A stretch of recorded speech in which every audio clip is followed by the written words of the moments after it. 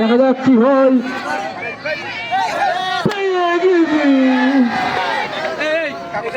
কি ভাব 25 থেকে 50 যারা আগে অংশগ্রহণ করেছে ঠিক তারাই খেলবে।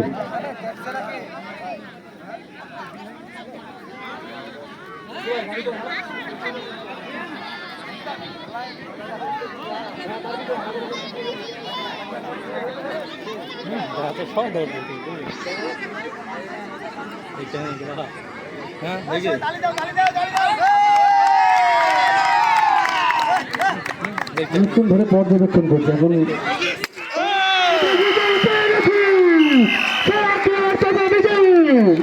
আরেকটা ভারতে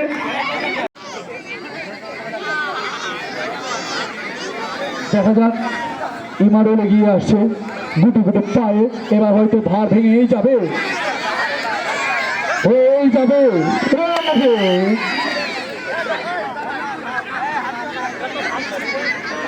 দ্রুত দ্রুত সরতে হবে। একটা করে শেষ হবে। পরবর্তীতে আমরা র্যাফেল ড্র